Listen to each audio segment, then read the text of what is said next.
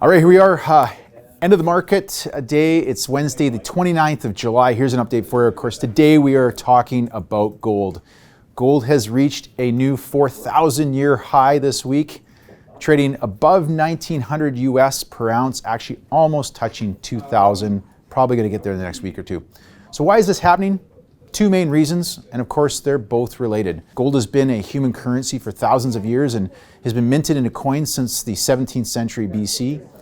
Today's currencies aren't backed by gold, of course, although some believe they should be, and it still does act as a useful store of value. Second, gold and all other precious metals for that matter are a hedge against inflation. As the value of a dollar, be it Canadian or US dollars, declines, the price of commodities typically rises. Gold is one of the easiest commodities to store. Imagine trying to store a barrel of oil in your backyard. So investors like to use it as a way to hedge their exposure to currency. Now, what's the common theme we're talking about here? Of course, it's been the same thing for many months now. It's the COVID-19 or coronavirus. Gold is appealing to investors who are scared of both the roller coaster of the equity markets and those who are worried about inflation. One or the other, or perhaps both. If all the money with the central banks that are being printed starts to affect pricing and prices, those holding gold probably won't see the value of their holdings decline like all cash investors will. This is part of the flight of safety that we've seen since the coronavirus pandemic has started. First, the market bought treasuries in a huge way, pushing yields down to near zero, and in fact, in many cases, into negative territory. Now the market is buying gold and pushing the price almost to $2,000 per ounce. So what does this mean for Canadian investors? It's a question we often get asked. Many Canadians hold gold miners in their portfolio, of course. Here in Vancouver in particular, we are a bit of a hub for gold and global mining in general. So a lot of Vancouverites hold a lot of gold and gold miners in their investment portfolio. Just a quick reminder, there are three stages of mining. Their first stage is exploration, second is development, and third is production. And their correlation with risk return is pretty obvious. Obviously, gold producers become more valuable as the product they are already pulling out of the ground is becoming more valuable with these rising commodity prices. The real change is with exploration and development companies.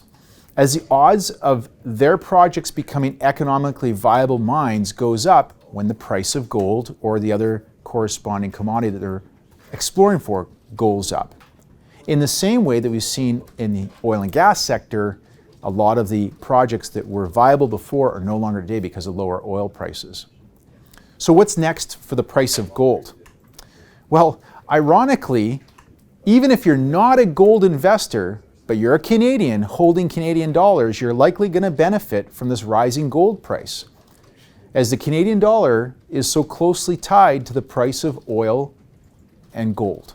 Over the coming months, as I'm sure we will finally see some of the fiscal policies being implemented by the Canadian federal government here in our country, as well as the US government, start to taper off or end, I believe we're going to be in for some really rough waters, and this is when we're going to see the rubber hit the pavement, as we've often spoke about before. This is when equity markets are likely going to get challenged. And if they do, or if we get a sense that the money supply that's been pumping into our economy for the better part of 6 months now starts to affect inflation, and inflation numbers start to increase, I bet you we're going to be on a long, steady upward rise for gold. That's my prediction, of course, on one individual. So we'll see what happens with gold and gold prices. There's a lot of financings happening right now in the junior gold sector, a lot of companies that are raising money. And one of the telltale signs of a strong commodity sector gold run is when you see companies issuing shares out of treasury for cash. And of course, companies, when they do a raise, they always make the price of that raise slightly below where the price was the day before, especially on bought deals. And what we're seeing right now is a lot of deals trading into the money, which means that if you have the advantage of working with someone like my team here at Canaccord Genuity with Stefan and James, a lot of the deals that we're taking part in, the advantage our clients have is getting in those deals. They're in the money, meaning that the share price they're being issued at is here, and the share price is holding its value here, or in some cases even going up. That's a sign that the gold sector has got some very strong momentum behind it. We'll keep you updated. Of course, if you do want us to talk to Stefan and James, not only will they wave to you, give you a friendly wave, but they can also take your phone call. Give us a call. We'd be happy to talk to you. We'll speak with you soon.